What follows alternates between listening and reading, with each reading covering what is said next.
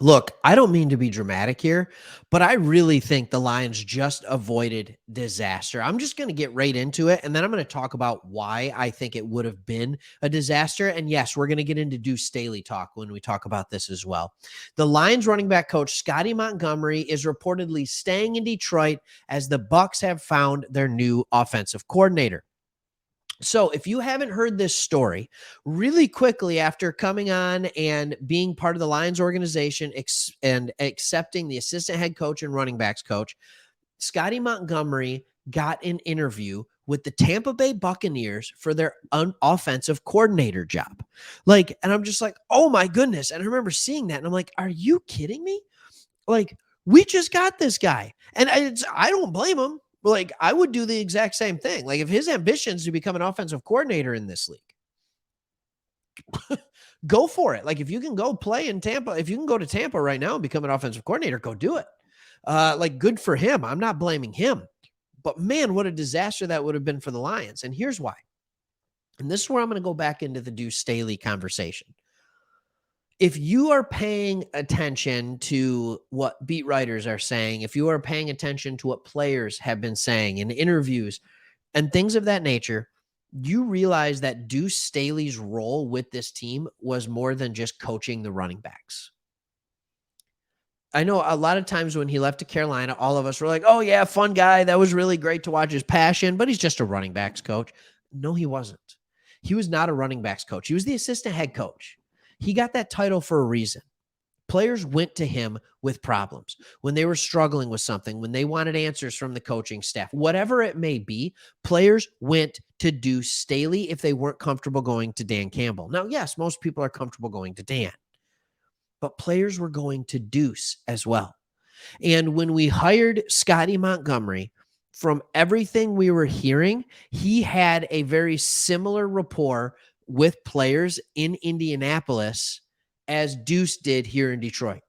So essentially, they were bringing in another former player, not as many accolades as Duce Staley had, but they were bringing in another former player to be a coach that was known as a player's coach. Like, he had good rapport with his with the players on his team. So coming in and filling in for Duce Staley, I did a video. If you haven't seen it yet, I did a video about why this was a home run hire. But then all of a sudden, we almost lost him to the Tampa Bay Buccaneers. We almost lost him.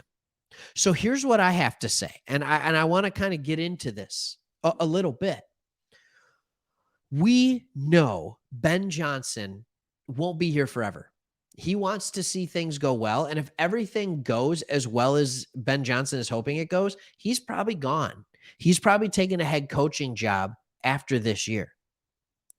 So who is our next offensive coordinator? And we've talked about Tanner Engstrand, and we've talked about, like, there are other people, and these are the inner workings you don't know.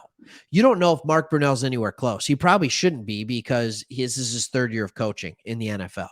He was a player for a long time, and that helps, but he's only been coaching for 3 years. You don't know where that's coming from. It's fairly obvious that Scottie Montgomery is respected around the league as a potential coordinator or a future coordinator. If he's getting interviews, that is a real thing.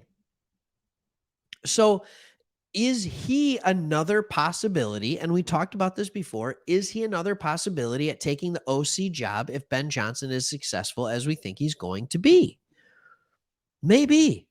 And who knows? Maybe Ben Johnson's one of those guys who's just realized, like, I love being a coordinator and I want to stay a coordinator for as long as I can. But it's unlikely. So I think having as many bullets in your gun as you can possibly have.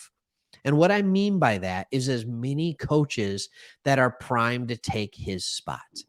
As many as you can have, go for it. That's a good thing. That's what you want to have. You want to have not just one guy that's there to take over, not just 2 guys, but 3 or 4 that can be in the pipeline. Same on the defensive side of things. And I think sometimes you have to be honest. We hire former players as coaches, and they are phenomenal position position coaches. Are they phenomenal play callers? Are they? Aaron Glenn, unbelievable leader, great leader. We've all seen it on Hard Knocks. The players talk about it. Anybody who's around him knows this dude is good.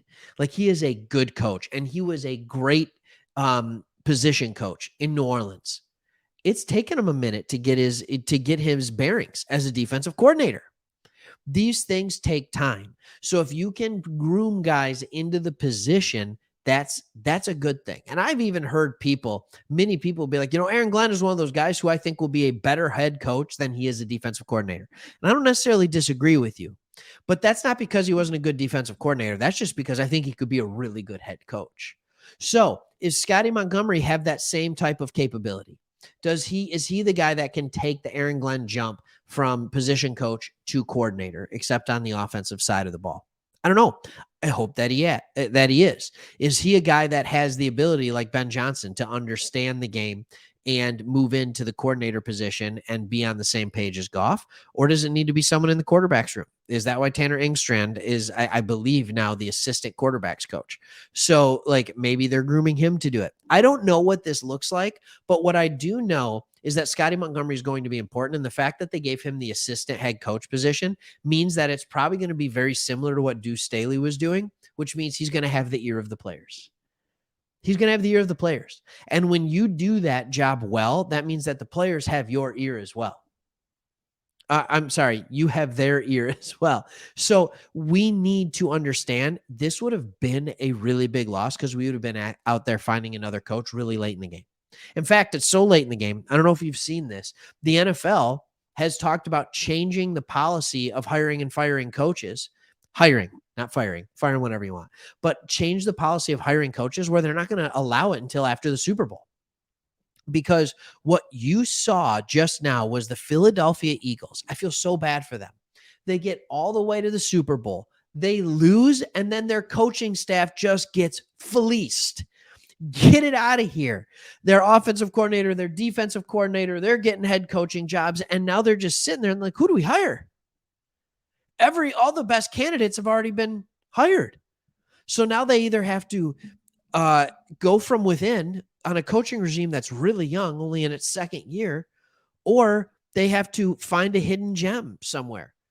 It doesn't seem good for parity and stuff like that. So I think it would be really good. And I think the NFL's onto something there of making that rule change. I really do.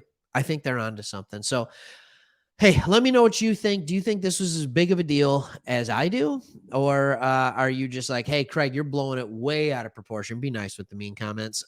But I just think sometimes you have a coaching hire where you're like, yes, we nailed it.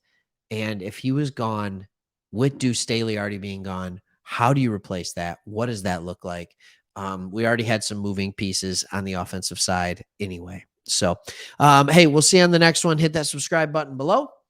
Become a member if you haven't become a member. Why not? Do it. All right. See ya.